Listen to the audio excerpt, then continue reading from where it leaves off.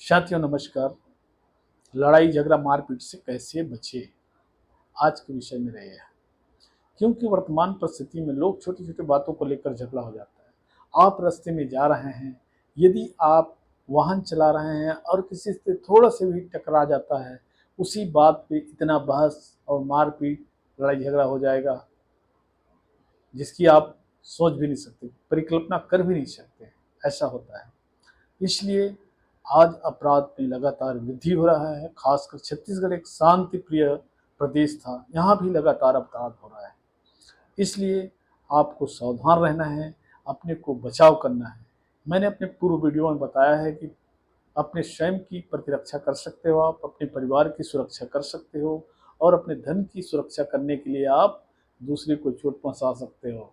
उसके लिए आपको कोई अपराधी नहीं माना जाएगा, लेकिन उनका भी पालन करने के लिए आपको ज्ञान होना चाहिए। लेकिन फिर भी आज की स्थिति में, चाहे वो छोटे लड़के हो, 12 साल 13 साल का, नशे के आदि हो चुके हैं, नशे में रहते हैं, उनके साथ अगर विवाद हो गया या कुछ किया तो तुरंत चाकू निकाल के आपको मार सकता है। इसलिए हमेशा सावधान रहे, दुश्मन को कभी कमजोर न समझे, चाहे वो लड़की ही क्यों ना हो। एक बार ऐसा हुआ कि रायपुर शहर की ही बात है, किसी गूंगे आदमी ने नहीं हटा तो एक लड़की उनको चाकू मार दिया। तो ये नहीं कि लड़की है तो वो आपके साथ कुछ नहीं करेगा, ऐसा भी नहीं है। लड़की हो लड़का हो, कम उम्र का हो, सभी से सावधान रहने की जरूरत है। और ख़ास करके उन लोगों से जो लुटेरा है या चोर है, उससे तो सावधान रहने ही रहना है। यदि आपको मोबाइल को छीन लिया और आप छुड़ाने के लिए उसके पास गए और देखा आपको चाकू मार दिया, तो आपका धन भी गया, आपका शरीर को भी नुकसान पहुंचा। इसलिए कभी भी अपराधियों के पास में नहीं जाना चाहिए। तत्काल सोच समझ कर जाना चाहिए, लोगों का मदद लेना चाहिए, क्योंकि तत्काल आपको पुलिस कोई मदद नहीं करेगा। और रहा बात लोगों का भी सोच ऐसा है कि दो आदमी लड़ रहे हैं छुड़ा दे, ऐसे भी नहीं सोचते। देखने वाले बहुत रहते हैं। ऐसी स्थिति में आपको खुद की रक्षा स्वयं करना है। इसके लिए आपको किस प्रकार के करना है, जो चीज़ आपको मिल जाए ठीक है, कोशिश तो ये करना चाहिए। कोई आपको गाली देता है सुन लो, कोई प्रतिक्रिया मत दो, तो ऐसे ही शांत हो जाएगा।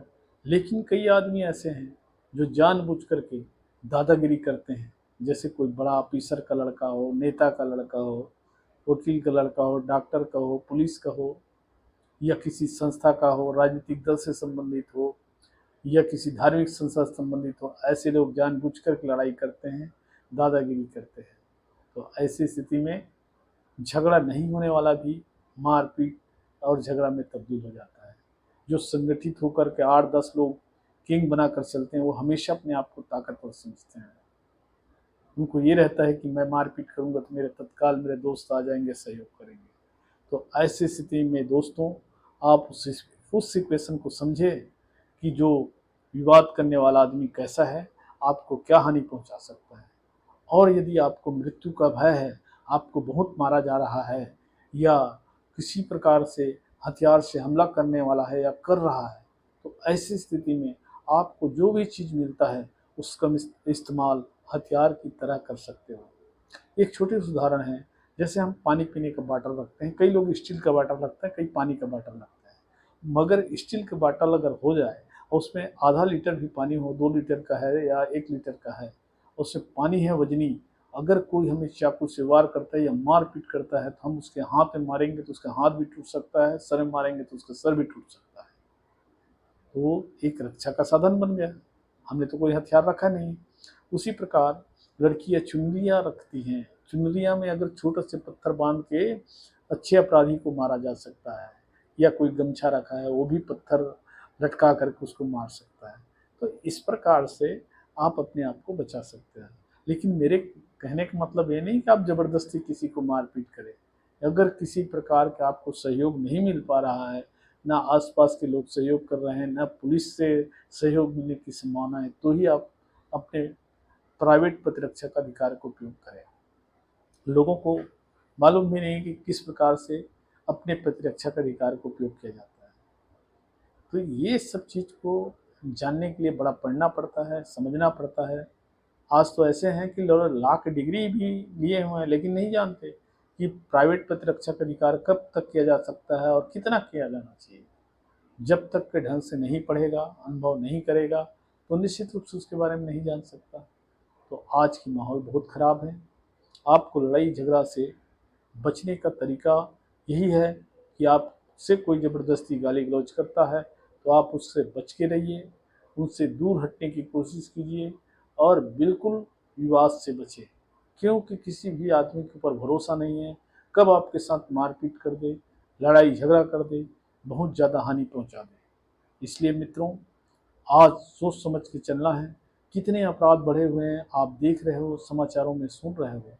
छोटे छोटे बातों को लेकर लोग बदले की भावना रखते हैं और दुश्मनी रखते हुए आदमी की हत्या तक कर देते हैं। तो ऐसी स्थिति में आपको कोई रक्षा करने नहीं आएगा। इसलिए आप स्वयं अपना रक्षा कीजिए और प्राइवेट प्रतिरक्षा के अधिकार को समझिए और जितना कोशिश हो सके ऐसे लोगों से दूर रहें, चाहे वो नशे में रहता हो, चोरी करता हो या फिर गुंडा मवाली हो, उनसे तो बच के रहना ही चाहिए। लेकिन फिर भी कौन कब गलत काम कर दे और आपके साथ विवाद कर दे, इसको तो आप नहीं जानते। इसलिए हमेशा कोशिश यही होना चाहिए कि हम विवाद से बचें, मारपीट से दूर रहें। इन्हीं बातों के साथ अपने वाणी को विराम देता हूँ। मेरे वीडियो अगर अच्छा लगता है तो लाइक कीजिए, सब्सक्राइब कीजिए। फिर मिलेंगे नेक्स्ट वीडियो में। नमस्कार।